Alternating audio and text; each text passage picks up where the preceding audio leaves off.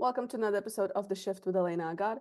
In this conversation, I chat with TJ Murphy, CEO of Hite Digital in Bend, Oregon. Really just a genuinely nice person. Great conversation, great energy he has. I love that he's able to kind of find that, I don't want to say balance, but just like that nice combination between his personal values and passions and how he sees living his life and how he is living his life and so on.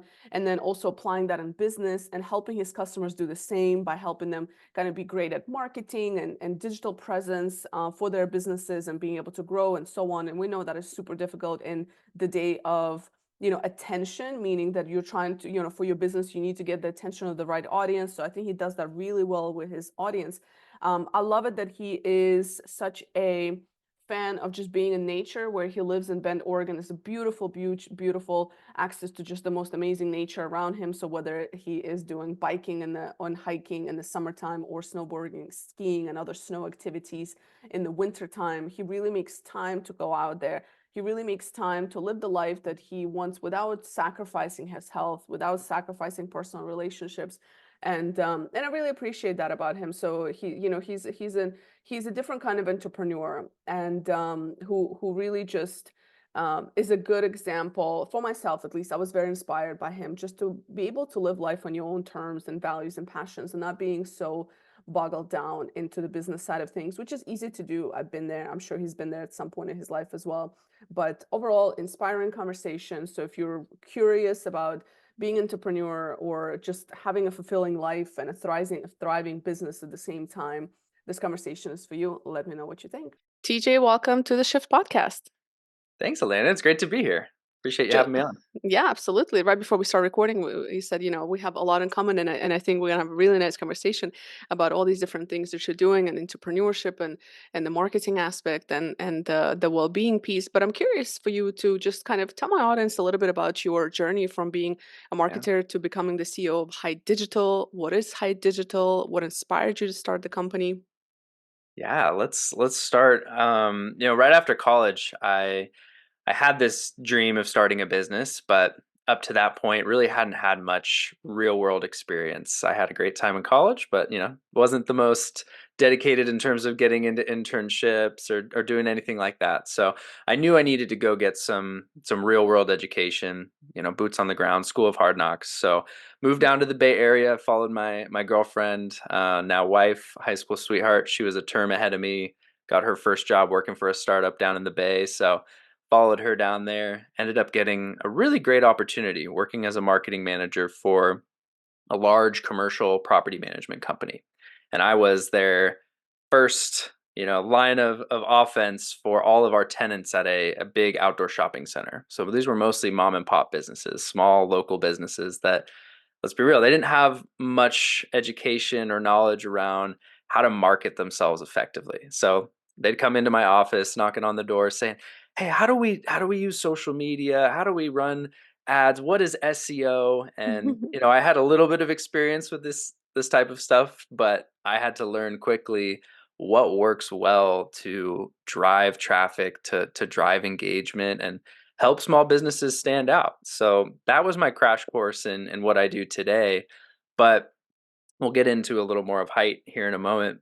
But really, at that point, after about a year living in the big city, on this corporate trajectory I was on, I was just getting burned out. I didn't love big city life. I thrive outdoors. I live here in beautiful Bend, Oregon, where, yeah, later this afternoon, I'm probably going to go skiing. We've got a hill 30 minutes away. In the summer, we like to paddleboard, go mountain biking, rock climbing, all the things. So didn't have that kind of freedom living in Oakland. And my wife and I did some soul searching. We put a big vision board up in front of our bed with all the dreams that we had for the next 5 years. And the biggest one was to go travel the world and go experience what life was like outside of the US. I'd really hadn't been outside the US much up until that point. So fast forward about 6 months, we quit our jobs, we put in our 2 week notice, sold off the vast majority of our stuff, put the rest in my parents' garage, and bought one-way tickets to Bali, Indonesia, which started a 14-month adventure backpacking through Asia. And during that time, I knew I wanted to start something. I wanted to use that runway to build a business and do it in a way where I felt like I had a lot less potential downside. We were already gonna have all this time on our hands. We're gonna be traveling. I had a little bit of money stashed away to do this, and I was also meeting a bunch of digital nomads, people that were starting and Mm-hmm. scaling businesses, living in exotic places, traveling the world, and seeing that level of freedom was a whole new ball game for me, Mm-hmm. and it opened my eyes to what was possible, being able to build something that would allow me to serve people from anywhere in the world, to not have to go back home after the trip was over, polish up my resume and go knocking on doors for a new job. I wanted to be able to live where I wanted, serve people when I wanted to, and build something that would give us the financial and location independence that we were looking for. So Mm. that's all worked out. That was back in 2017. We've been rocking and rolling ever since. Came back after that trip and moved here to Bend, and we're pretty happy here. So Yeah. I love it. I love it. You know how sometimes you have conversations and depending on the mindset that you're in, you're like, you just want to jump ship and just go do and, totally. go pursue certain things. And it's interesting because before we hopped on, I said, you know what, like, a corporate job is nice to have and it's a blessing in many ways, but like I'm itching to kind of go back into that entrepreneurship. And because of that freedom, I'm also very much fan of traveling and it is again a privilege and a blessing and so on if you're able to do it. I always tell people like that's like the best money you'll spend, you know what I mean? Oh, It's just 100%. Yeah. yeah, it's such an amazing experience, and all that is to say is that I'm ready to pack my bags after this podcast and just like Yeah. jump ship and My go wife and back I are out very again. much experiences over things every day. Yeah, That's where the bulk of our discretionary income goes, is just traveling yeah, and seeing friends, same, and yeah, no same. regrets ever. I heard you say on a podcast one day, it says life is meant for exploring, and I literally wrote it down because I was like, that is there's so much to that, especially in the world today where we're so busy and so on, and that there's so many different ways to monetize and make money and create your own life and create your own success metrics. Do you know what I mean? Yeah, And in your totally. case, it sounds like it's that adventure, that freedom to do the work that you do, but not be going to knocking on doors for a 9 to 5. So, Yeah. but anyway, so I very much appreciate that about you. So, talk Yeah, to me a there's little bit. actually an Yeah, interesting story behind that. please. It was kind of born out of the burnout that I was talking about before when we were living in the Bay. We were feeling trapped, even like on weekends when we had time to go explore. It was so much harder living in the Bay Area. You'd have to drive, a couple hours to go anywhere cool to get out and go hiking or mountain biking, and then you'd get there and the parking lot's already full by 8 a.m. with hundreds Mm, of people all trying to do the same thing. So we just realized that that wasn't going to be for us, and we actually started a travel blog while we were traveling called Life is Meant for Exploring, and we used I that love it.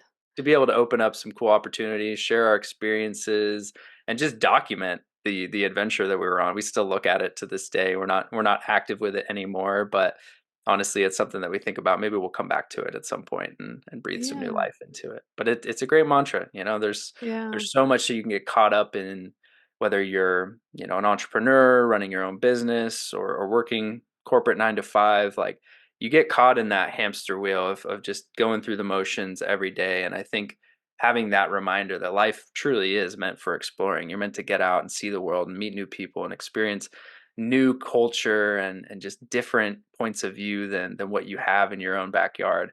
For me, I put it up on my wall and I look at it every day, and it's a great reminder to just get out and do something different, whether yeah. that's at home or abroad. Just try something new. Absolutely. Well, you've in this last 10 minutes, you already inspired me, and I think I'm just gonna pack my bags at some point. But Let's go. no, Let's do it's it. it's beautiful. Talk to me a little about Hite. What is it? What does Yeah. the word come from? What is it like? Why did you what like what's the meaning behind it? What you guys are doing? Yeah. So we are a branding and digital marketing agency. We primarily work with local service-based businesses. So, your local roofing company, plumbing, HVAC. We work with a lot of attorneys, businesses that are very built around helping their communities. But more often than not, the marketing hat is not one that the owner is really good at, or wants to wear. They want to focus on serving their customers and building a great culture for their team. And so we come in and serve as their outsourced marketing department. We help create a systematic, reliable way to get in front of their ideal customers and generate growth, with the ultimate goal, coming back to kind of where my passions lie is creating more freedom for that business Mhm. owner, for that company to grow with stability. And for us, we always look at, okay, you have a revenue goal. Say you double your business this year. You want to get to 5 million in revenue. What's that going to enable you to do in your business? Like, what are you really trying to accomplish here? And when we start to dig in and ask these questions, oftentimes we get some really incredible answers from the owner. It's like, well, actually, I want to be able to give back more to these nonprofits that we support, or I want to add 5 new people to my team and be able to, not just hire but retain people through the ups and downs. When we get into slow season, oftentimes we have to, let people go, and that hurts their family, that hurts, the community at large. We just want to have more stability. Or they're like, I want to grow this thing and sell it one day so my wife and I can go sip pina coladas on the beach when we're 55 or 60 years old. So when we can understand what the motivations are behind that business owner wanting to grow, we use that as our main KPI. It's like, okay, we're going to help this person retire in the next 5 years, or we're going to help them Mm. add 20 new jobs in their local community, and here's the impact that's going to have on their family. And that's something that we can all get behind and rally behind. So Mm. we try to become a partner and look for opportunities within the marketing realm, but also just ways to stand out and be more visible in the community. There's lots of great ways to give back, and we can get really creative once we understand what motivates the business owner to want to grow and support their community. Mm. I actually really like that approach. So in my business in the past, and even now as I'm kind of growing this program that I have used so many different marketing people and teams and lead generational and all the like digital marketing. And I don't Totally. think I've ever heard somebody talk about the what you're trying to like help the customer do the way you do, honestly. So I think it's a very genuine. I like that. I like the way you just said it. It's a very Yeah, genuine. I'm like, oh yeah, like sold. You know what I mean? Because I've totally. had such experiences. I'm like people really don't care. They just care about like like I don't know, like hitting certain metrics, but they never get to the point of like, what is it that they never ask the question, like, what is it that you're actually trying to accomplish here, type thing. Like, they never care Mhm. enough to have that conversation. So I appreciate that you seem to be focusing on that.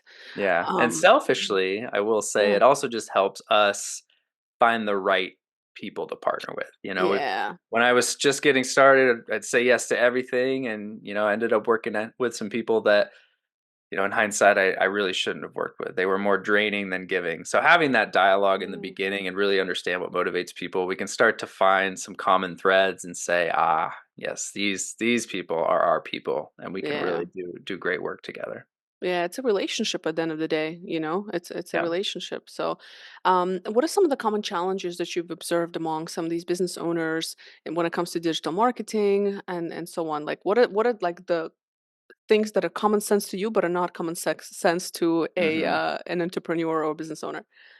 Yeah. So, right now, a lot of small businesses are led by the boomer generation that are starting to age out and look towards retirement.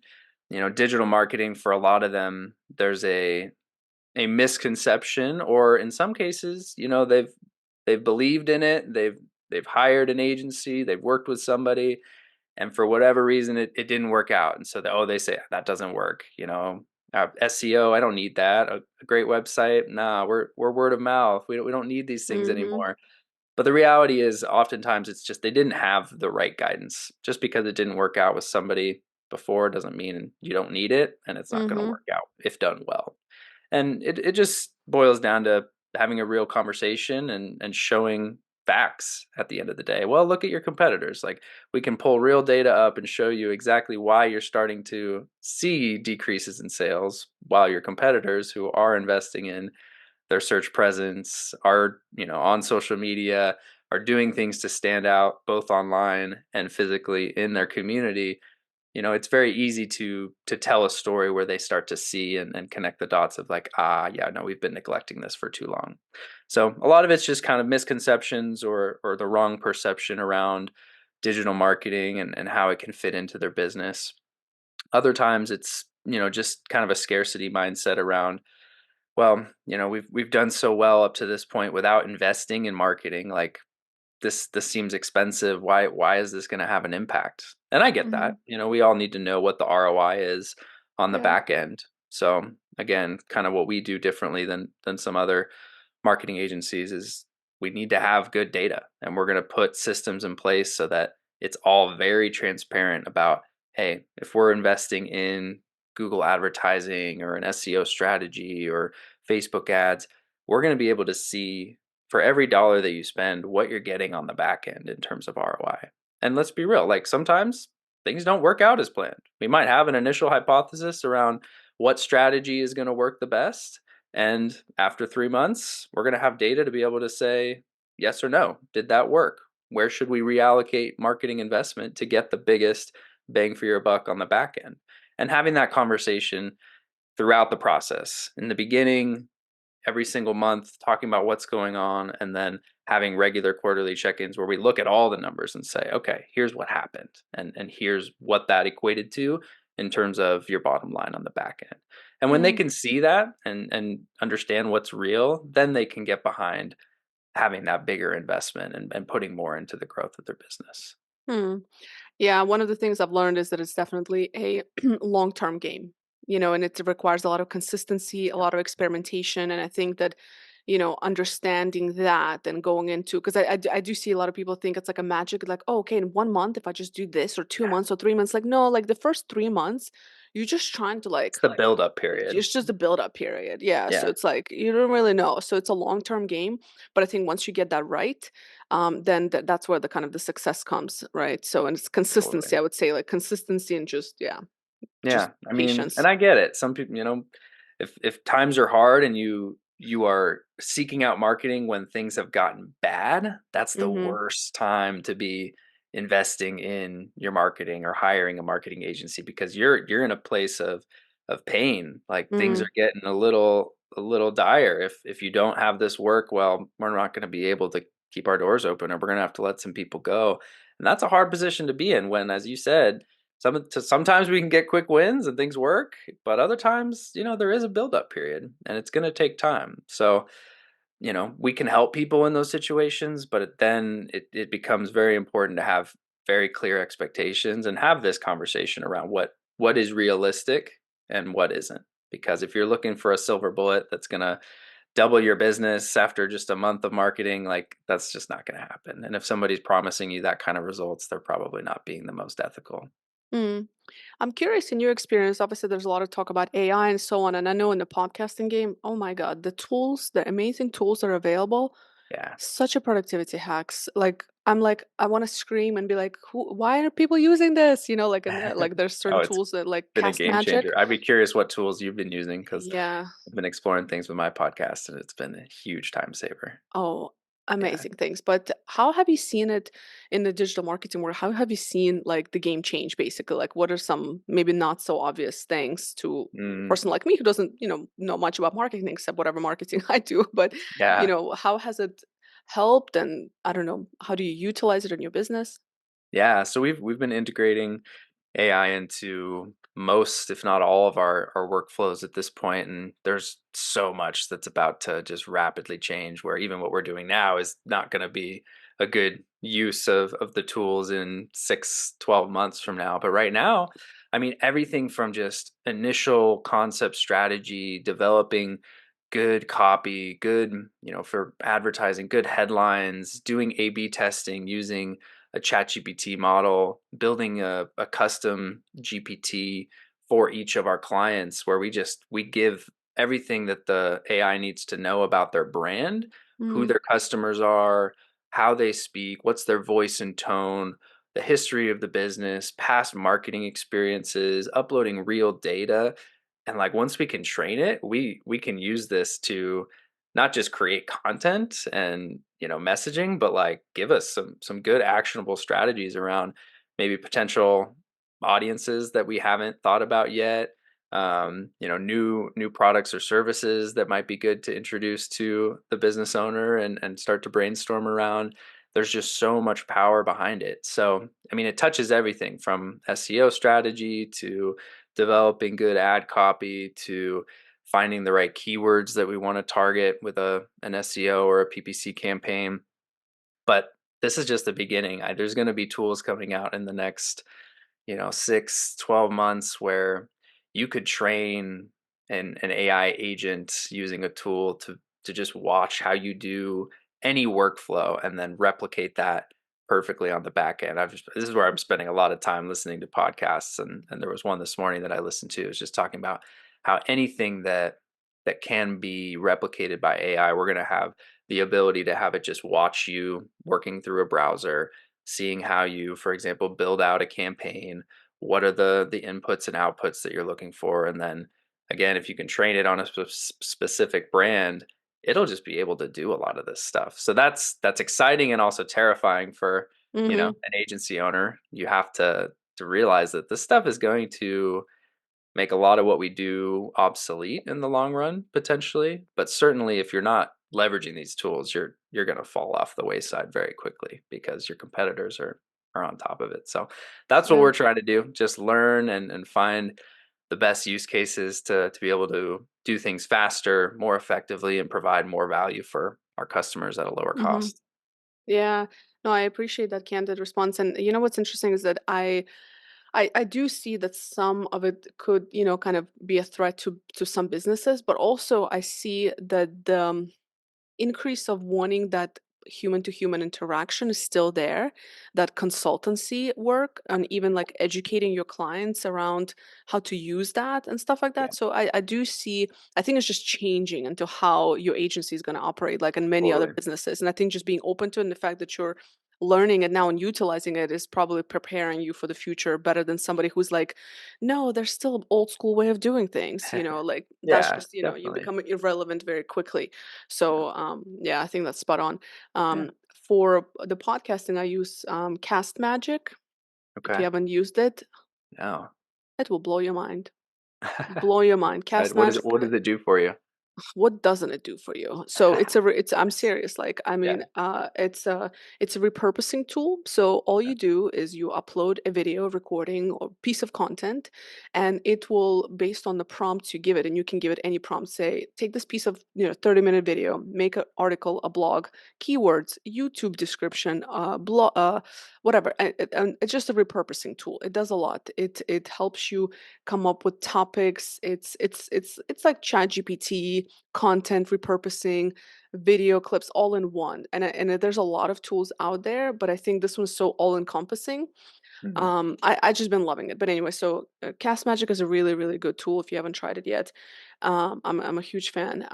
I use a couple of other ones, but we can talk more about that offline as well. I'm happy to Yeah, share. I'm definitely gonna check out Cast Magic because Yeah. it's not one I've used yet, but I love that to be able to take one piece of content and turn it into many. That's what we Yeah. need to be doing right now if we want to really maximize our personal brand and branding for a podcast or anything that you're doing.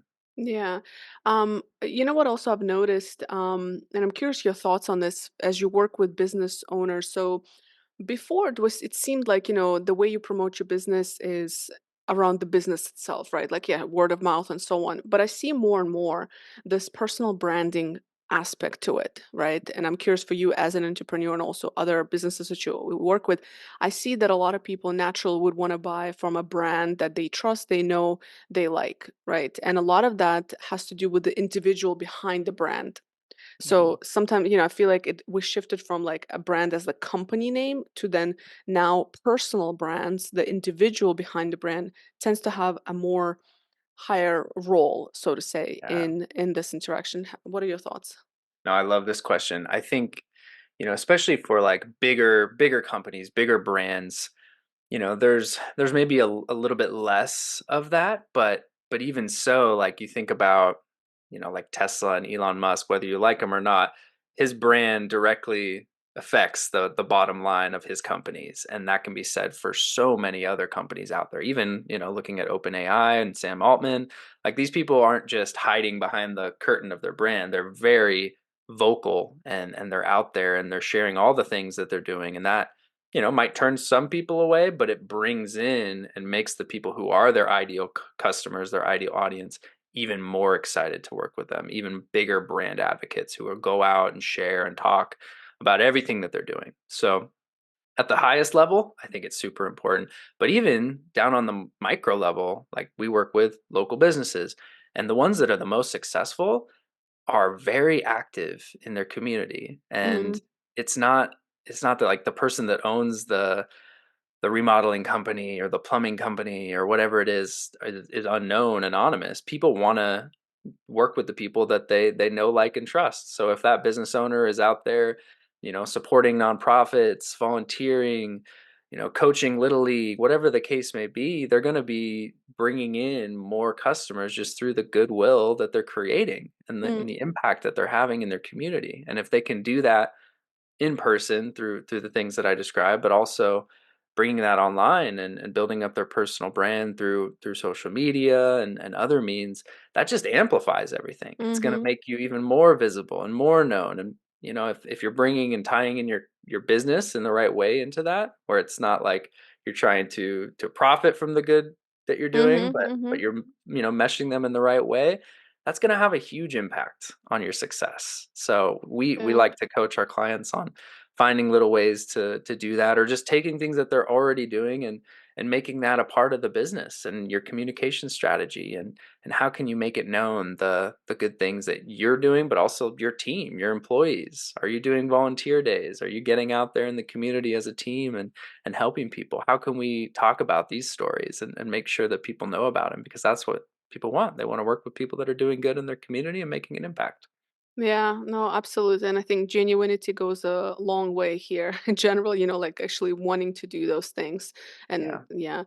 Yeah, it has And to do be you, yeah, authentic to you, right? You can't yeah, just, for sure. go do something for the profit side of it if it's not in line with what you care about and it's not Mm-hmm. genuine to who you are and what you do.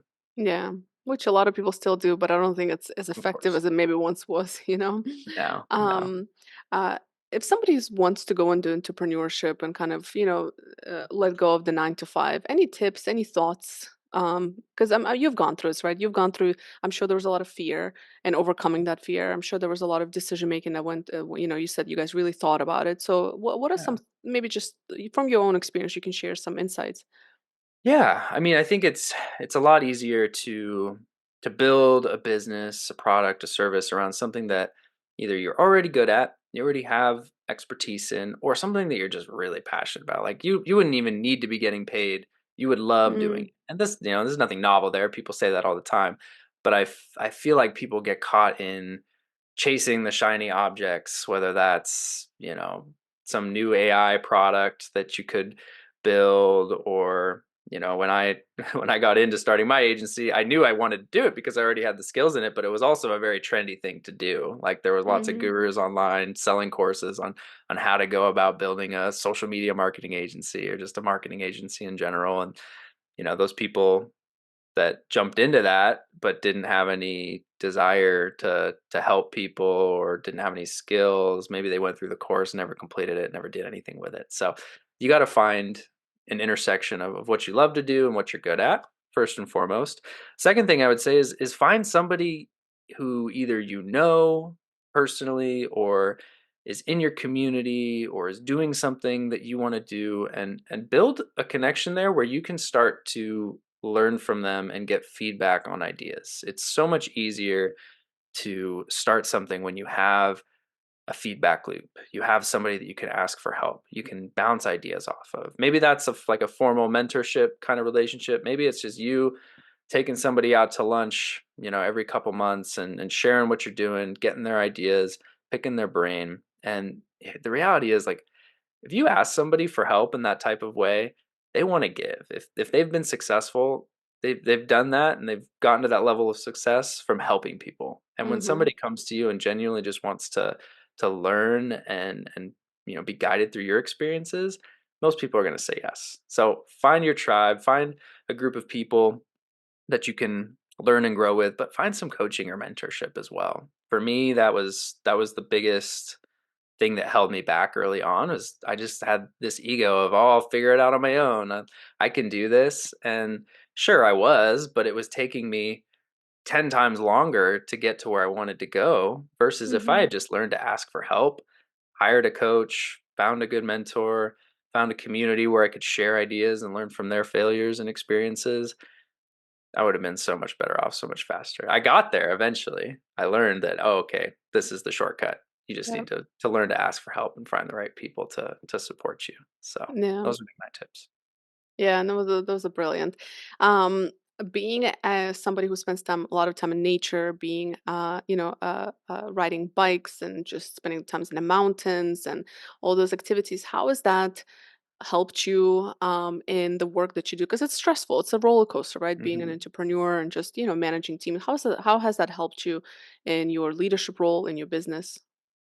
Yeah, so I mean, I like to think about just kind of the energy I can bring to the table like a fuel gauge. You're either getting close to empty or you've got a full tank or you're somewhere in between. But no matter where you're at, the stress is what depletes you when you're taking back to back meetings and you don't have a break at all throughout the day, when you've got 500 emails staring at you in your inbox, when you're running around with your head cut off just because you have so much on your plate.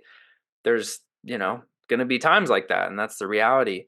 But the only way that you can get out of that and avoid burnout, because if you just keep going down that path, it's not a matter of if, it's when you're going to just fall off the rails and burn Mm, out.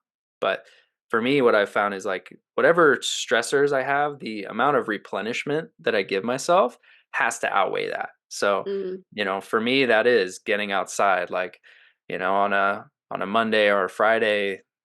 Right now, we're getting a lot of snow up on the mountains, so I build into my calendar, "Hey, I'm gonna go ski in the afternoon on these days," and that's gonna help fill my tank back up so that I can tackle the rest of the day or the rest of the week at my highest level, or, end my week that way so I could just jumpstart the weekend and then come back on Monday fully recharged. So whatever that looks like for you, it's just realizing that you have to build in these types of activities, whatever they look like for you, that are replenishing, that are energy giving instead of energy draining. And if you're mhm, super stressed at work, that means you need to be even more diligent about giving yourself that time to recharge in mm. whatever way it looks like.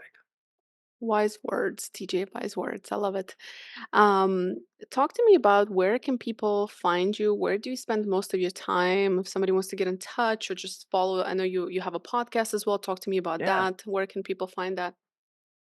Yeah, so super super active on the all the socials for the most part, primarily LinkedIn, Facebook, Is it under your Instagram. name or height?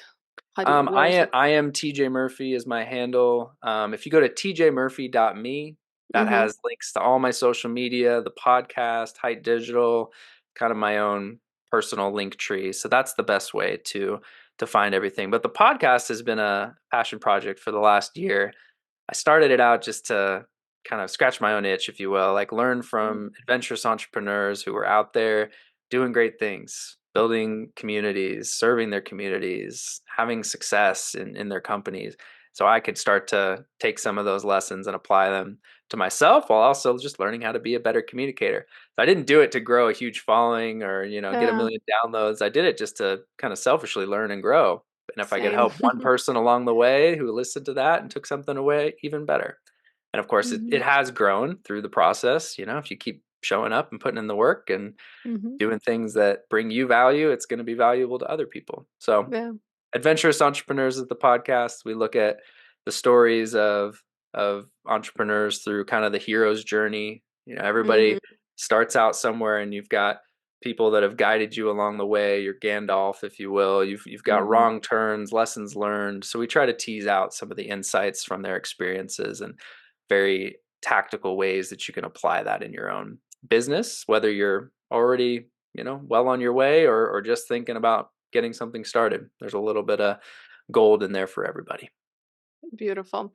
Last question I ask all of my guests is, what is one question you wish people would ask themselves more often? Ooh, this is a good question. I think, right now what comes to mind is, how can I be just a little bit kinder today? What can I do Mm, to just be a little more kind to the people that I come across? I think we're about to, here in the US, move into a very polarizing time with the political scene that we're stepping into, and that, yeah. as we know, has just become so polarizing. So just look to do little things. Hold the door open for somebody, smile at somebody who looks like they're having a bad day. Somebody drops something, pick it up for them. Just find little ways to be kind. It really Mhm. makes such a huge impact. Yeah. I love it. TJ, you have inspired me, shared some really interesting thoughts. So I appreciate you being here. Thank you for your time. I'll make sure to share all the notes, all the ways people can get in touch with you in the show notes, and I look forward to following your journey. No, it's truly a pleasure coming to chat with you today. Thank you for the opportunity, and I'm excited to follow your journey and all the awesome stuff that you've got going on as well. So, thank you.